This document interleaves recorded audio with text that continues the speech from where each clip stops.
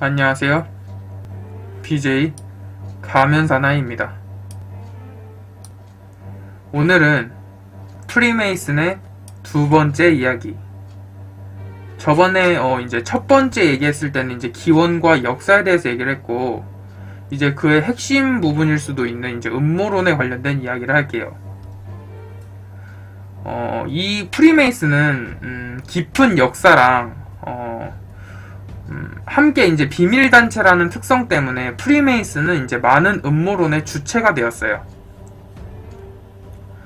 정계부터 재계를 아우르는 정부 장악설부터 사탄을 숭배하는 비밀 이단 집단으로서 프리메이슨의 악명은 높아요. 과연 프리메이슨은 어떠한 이유와 근거로 이런 의혹을 받는지 하나하나 알아보도록 하죠.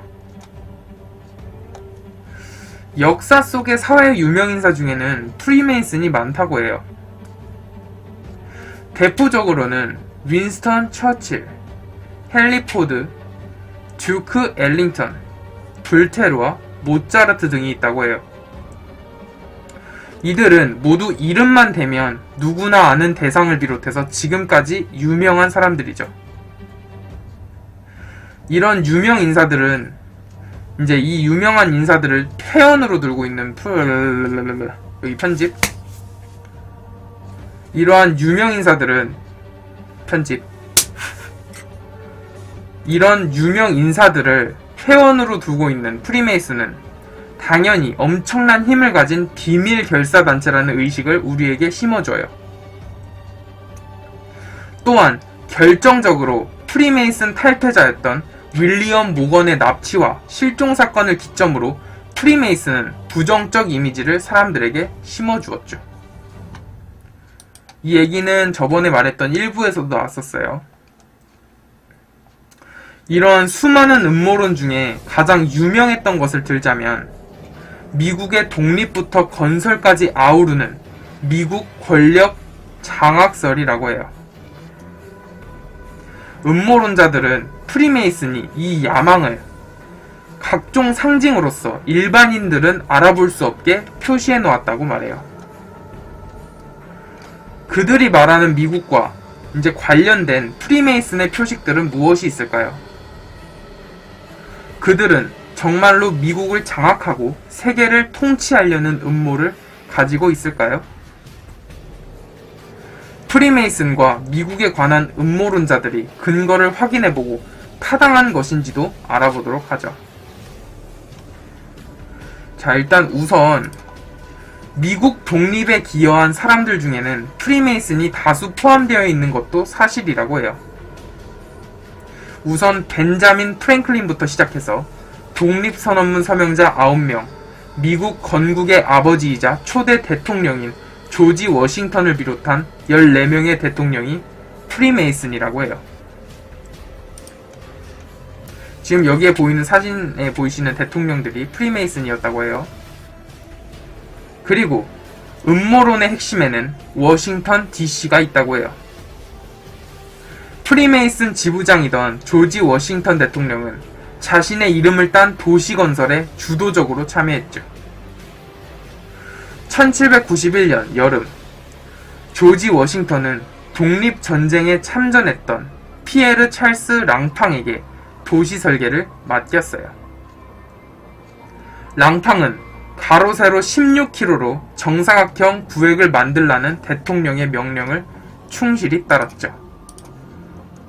바로 이 사진처럼이죠. 이게 워싱턴 DC의 초기 구역이라고 해요. 구획, 계획. 워싱턴 DC는 그 초기 기획부터 과학적이며 기하학적인 도시였다고 해요. 이는 사람들이 이제 구시대를 벗어나 이성적, 과학적, 방법론, 기하학에 의지해야 한다고 보았기 때문에 토머스 제퍼슨이 그러한 직선형 도로 건설 초안에 랑팡이 국회의사당 주변 같은 방사형 도로를 추가했다고 해요. 이게 이제 워싱턴 DC 도로 건설의 초안이라고 하네요, 이 사진이. 그리고 최종 설계에는 앤드류 엘리콧과 벤자민 베네커가 동참했어요. 이들이 프리메이슨인지는 아무도 모르죠. 하지만 일부의 주장을 보면 워싱턴 DC 배치 속에 프리메이슨의 상징이 숨어 있다고 해요.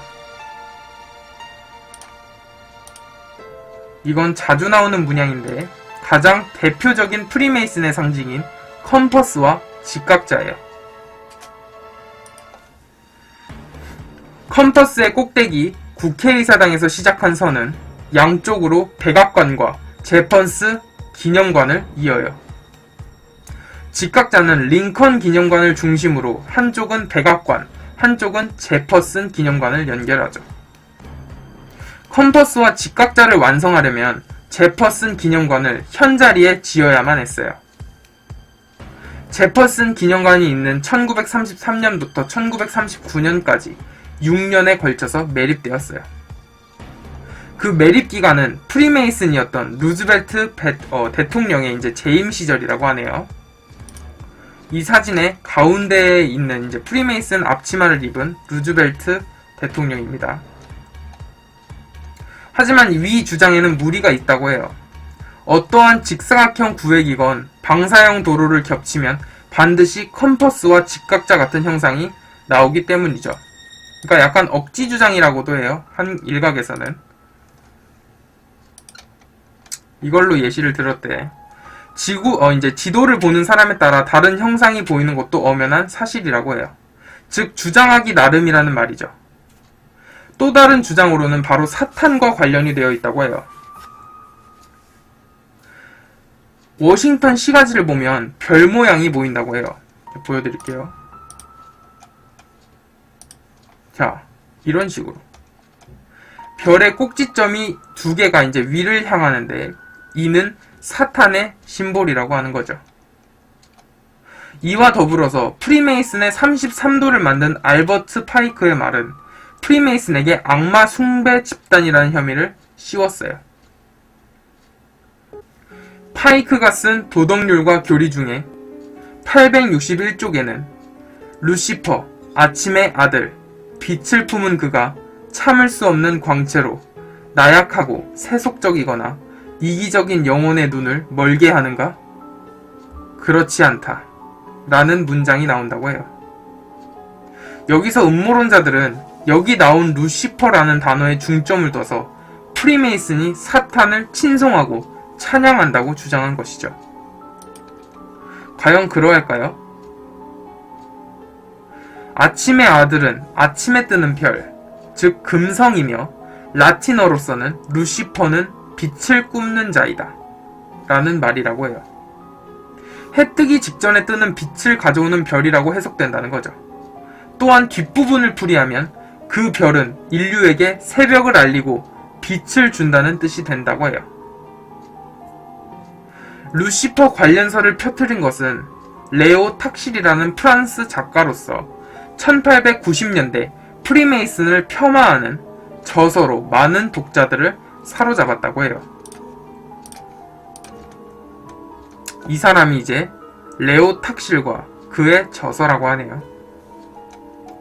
1897년 탁실은 파이크를 악마 숭배자로 묘사한 내용이 근거 없는 허구라고 밝혔어요. 하지만 그 타격은 지금까지도 이어지고 있죠. 그렇기 때문에 지금 여러분들이 알고 있는 일루미나티 프리메이슨이라는 내용이 프리메이슨과 악마 숭배설은 뗄래야 뗄 수 없는 관계가 되어버린 거죠. 우리 인식 속에서도. 자, 악마 숭배설과 함께 파이크는 이제 KKK단과 연관설이 불거졌어요. 이 KKK단의 의식이 만들어졌다는 설이 주된 내용이에요. 그러니까 여기서 이제 KK단이 의식을 만들었다는 설이 주된 내용이래요. 그러니까 이 KK단이 의식을 만들었다는 거야. 미국 남북 전쟁의 남부 장군이었던 그의 말 중에는 이런 말이 있었다고 해요. 우리는 남부의 모든 백인을 규합하고 흑인 참정권을 반대하는 위대한 남부 형제 동맹을 결성해 회원 외에는 그 존재를 아무도 모르게 숨기겠다.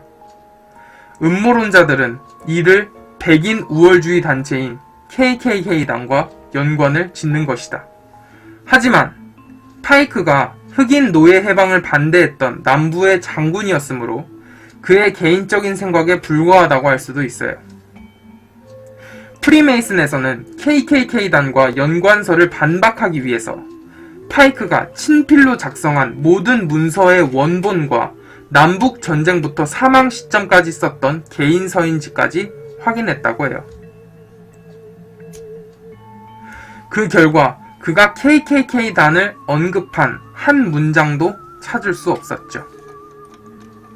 자, 프리메이슨과 미국 음모론에서 빼놓을 수 없는 한 가지는 바로 1달러 지폐의 상징들이에요. 이거는 방송에서도 많이 나왔고 다른 데서도 많이 보셨을 거예요. 1915년 완공된 하우스 오브 템플은 백악관과 13블록 거리에 있다고 해요. 프리메이슨의 33도를 상징하는 계단을 올라가면 계단 13개로 이루어진 미완성 피라미드가 있다고 해요. 이 피라미드의 모양은 1달러 지폐 뒷면에 있는 문양과 동일하다고 하죠. 자, 그러나 미국 1달러 지폐에선 13이라는 숫자는 미국 독립을 위해 싸운 동부 13주의 의미라고 해요. 또한 피라미드로 별을 그려서 꼭지점 글자를 보면 MASON이 나온다고 해요. 이것은 프리마슨의 이름을 부분적으로 넣은 것이라고 주장해요. 그뿐만이 아니라 1776이란 로마 숫자를 피라미드 안에 새겨 넣음으로써 일루미나티와 연관짓기도 하죠. 이 꼭지점의 글씨를 합치면 보이시죠? 지금 그림에 이걸 합치면 MOSON, 마슨이 되는 거예요. 메이슨. 프리메이슨의 일부분은 넣었다고 주장하는 거죠. 자, 또한 이 지폐 1달러 지폐 속의 밑에 이제 글씨, 이 피라미드 밑에 글씨 써 있는 게 MOCCLXXS 이 부분 제가 일루미나티 얘기했어요. 한번 보세요. 로마 숫자로 이건 1776이라는 뜻이에요. 1776년은 독일에서 일루미나티가 창설된 해이죠. 이거 창설된 얘기도 프리메이슨 일부에서 말씀드렸었어요. 하지만 이것은 미국 독립해인 1776년을 뜻한다고 해요. 13피라미드, 즉 1달러 지폐에서 미완성된 피라미드는 성장을 뜻한다는 거죠. 그것과 함께 진리의 눈도 프리메이슨의 상징이라고 주장하는 사람들도 있다고 해요. 이 진리의 눈은 1776년 7월 4일 결성한 위원회에서도 시작되죠. 문장 도안은 6년에 걸쳐서 4개의 위원회가 주관했어요. 이 위원회들을 통틀어 프리메이슨 소속은 벤자민 프랭클린 뿐이었으며 그가 제안한 도안은 지금의 1달러 지폐와 전혀 다른 그림이었다고 해요. 벤자민 프랭클린이 제안한 도안 은모세가 흥해에 서 있고 바다가 갈라지고 이스라엘 백성들이 파라오에 쫓기는 모습이었어요. 최종 도안은 1782년에 의회를 통과했어요. 진리의 눈은 모든 것을 꿰뚫어보는 신의 눈, 신의 섭리를 상징하죠. 프리메이슨이 이 눈을 상징으로 사용하기 시작한 것은 문장이 등장한 것보다도 14년 뒤였어요. 그 표식은 이거예요. 이거 비슷한 거 제가 많이 보여드렸었죠. 프리메이슨의 진리의 눈이에요. 프리메이슨의 경우 진리의 눈은 기독교의 신이라는 존재에 국한하지 않고 전 세계를 관장하는 어떤 존재라고 의미를 부여해서 사용했어요. 지폐에서 노브스 오르도 세큘로럼이란 라틴 문구 또한 의혹의 대상이 되었죠. 이 부분 역시도 일루미나티에서 설명했었어요.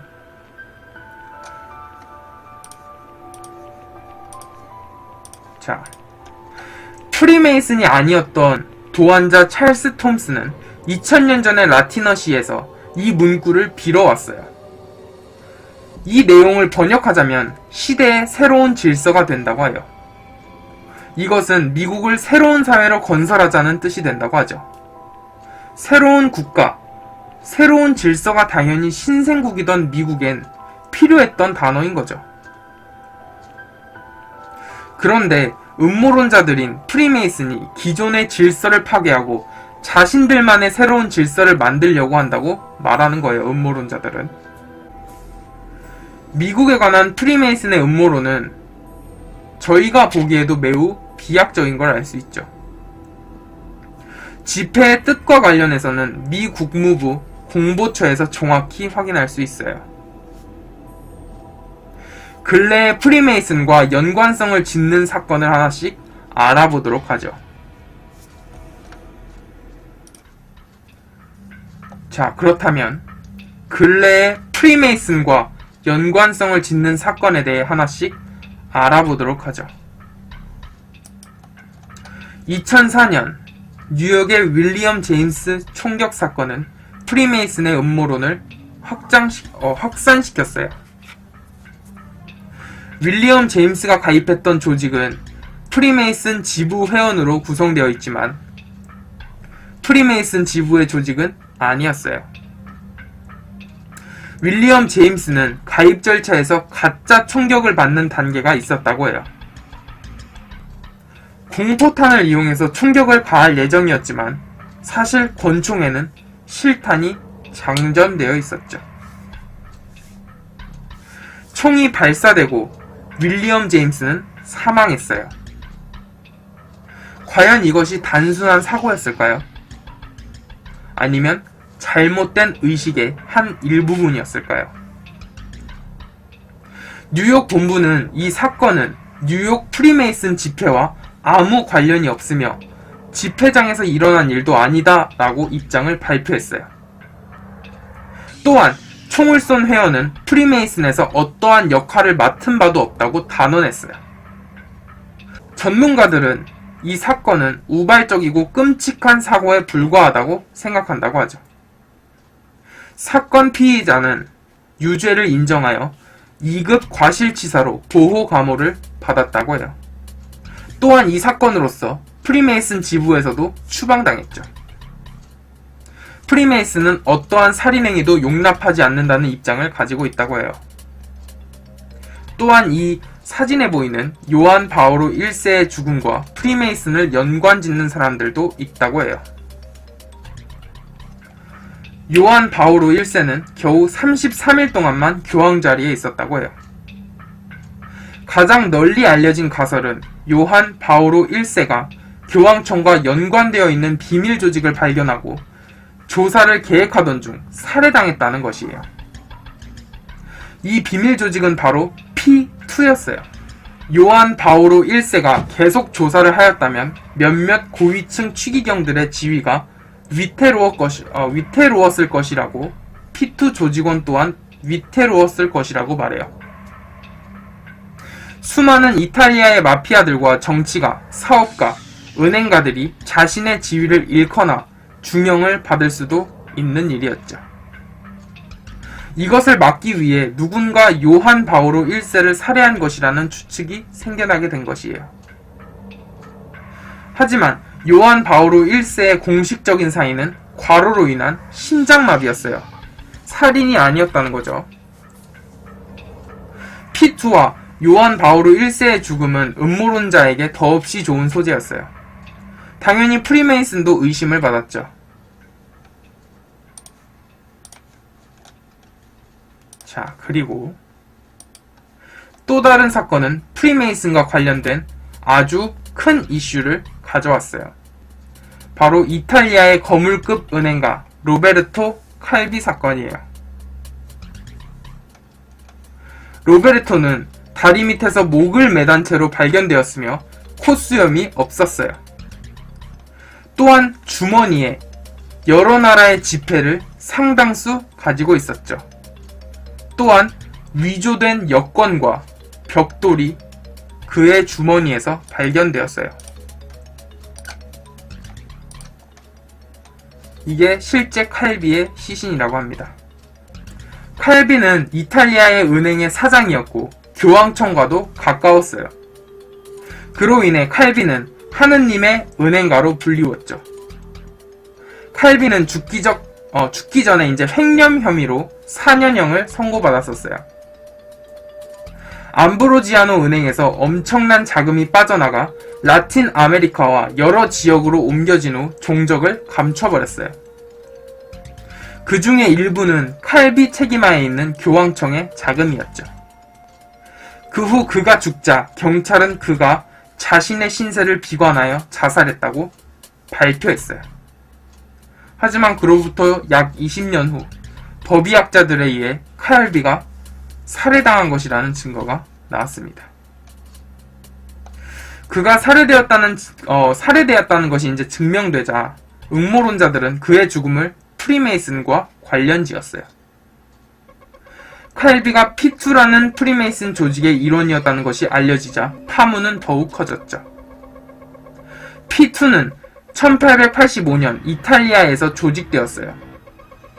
이 조직은 정부와 군장교, 부패한 기업과 마피아들과 결탁하기 시작했죠.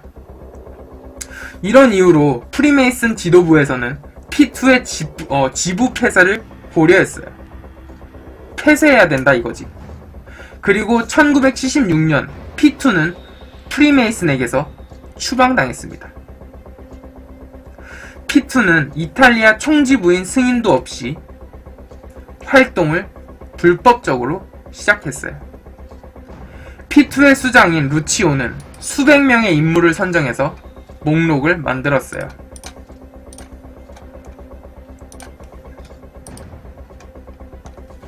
루치오는 사람들을 가입시키기 위해서 정보국에서 자료를 빼내 협박 편지도 보냈다고 해요. 그의 최종 목적은 권력층을 필두로 이탈리아 정보를 새로 세우는 것이에요. P2의 계획에는 엄청난 자금이 필요로 했죠. 그리고 그 돈들을 세탁할 곳이 필요했어요. 이 때문에 이탈리아 금융계의 거물 칼비가 루치오에겐 필요했던 것이죠. P2가 프리메이슨에서 추방당한 뒤 P2에 가입한 칼비는 프리메이슨이 인정한 공식 회원도 아니었어요. 결국 P2는 당국의 의심을 사게 되었고 계획은 실패하게 됐죠. 1981년 여름 경찰은 루치오의 집을 급습해서 명단을 확보한 뒤 P2는 공식적으로 해체됐어요. 이는 칼비에게 몰락을 의미한 것이죠. 또한 칼비는 1급 수배를 받던 중 런던으로 도주했어요. 그가 P2에 있는 이탈리아에 있으면 목숨을 장담할 수가 없었기 때문이라고 해요. 프리메이슨과 칼비의 죽음을 관련이 있다고 보는 이들의 주장을 들어보도록 하죠. 칼비가 죽은 곳은 프리메이슨의 발생지이자 정신적 고향인 런던이에요. 그리고 칼비의 시신이 발견된 블랙프라이어 브릿지는 프리메이슨 영국 총본부에서도 가까운 거리이며 위대한 프리메이슨 건축가 크리스토퍼 랜경의 감독하에 지어진 세인트 풀 대성당 시야에 들어와 있어요. 칼비의 주머니에서 발견된 벽돌이 석공조합이던 프리메이슨들을 상징한다고 해요. 이에 대해 프리메이슨은 공식적으로 반박했어요. 석공들이 사용한 것은 벽돌이 아니고 그냥 평범한 돌이며 기자들이 프리메이슨과 관련지어 사건을 해석하려 한다고 입장을 밝혔죠. 이러한 비상식적인 행위를 일삼아 프리메이슨에서 추방당한 P2와 칼비 사건은 과연 프리메이슨과 관련이 있을까요?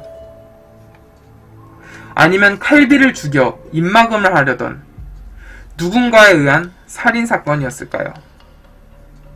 판단은 여러분들의 몫입니다.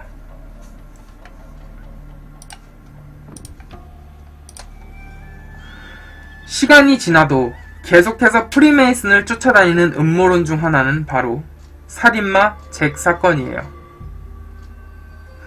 런던에서 일어난 살인마 잭의 연쇄살인사건 조사 중에 경찰은 벽에 낙서를 찾아내죠.